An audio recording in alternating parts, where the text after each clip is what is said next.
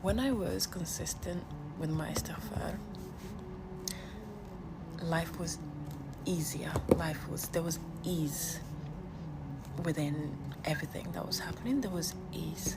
Like, I don't know how to explain it. And it's very difficult to explain because it is genuinely from out of this world, right? Like, things will happen from places that you didn't even imagine.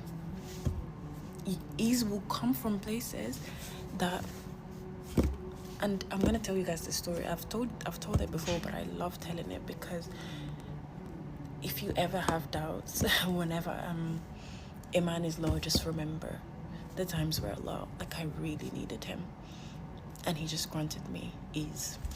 So 2021, I went to visit my mom from uni, right? And we were talking and she was telling me that I should start saying Astaghfirullah 100 times a day. She said, if I do this, my life will change for the better. And then she said that, but this is something that's going to be very hard for you to do because Shaitan will try to distract you because he knows how good this is for you and your connection with Allah.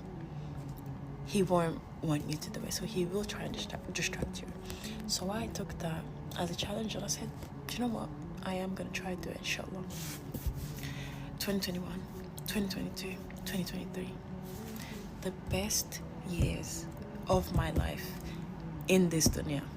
And I have been in this world for 20 odd years. But those 3 years, there was a barakah in the air in my life that I no longer have because I've not been consistent, right? But let me tell you an example. So I was part of this thing at my university that's called independent students, right? So because my mom was making above a certain threshold, you wouldn't get the maximum student finance, right? So the only way I could get that was for me to be an independent student. So I was an independent student. What that meant for me is that my university would support me with things like what did they used to do? For example, make rent a little bit cheaper for me because it's coming out of my pocket, right? My pocket. Make rent cheaper. That help you with your studies, access to a lot of things, and also a bursary. So I was sitting in my accommodation one day. I will never forget. I was sitting in my accommodation one day, and this was, I think, in June, right? And I'm looking at my bank account. I'm like, oh, my bank account is suffering, right? A few hours later, there was that worry in my heart that I need money. A few hours later, wallahi, my Lord is watching me as I say. A few hours later, I received an email from my university saying that they were gonna send me money.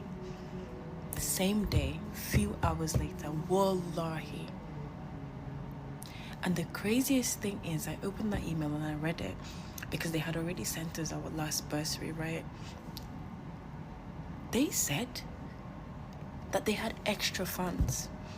Because I'm guessing people donate money to the university and they put that money into the different societies, the different things that they do. And that included the independent students as well. They had money left over.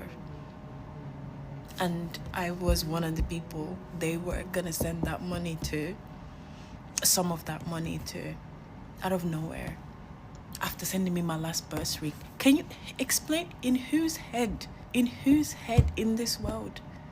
Allah, it was him. And that's just one example of how there would be back then a sense of worry in my heart,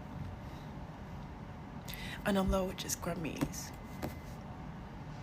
Yeah, and I don't have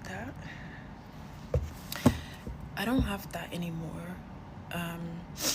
Not that he doesn't grant me ease. Allah subhanahu wa ta'ala blesses me every day, but it's not the same.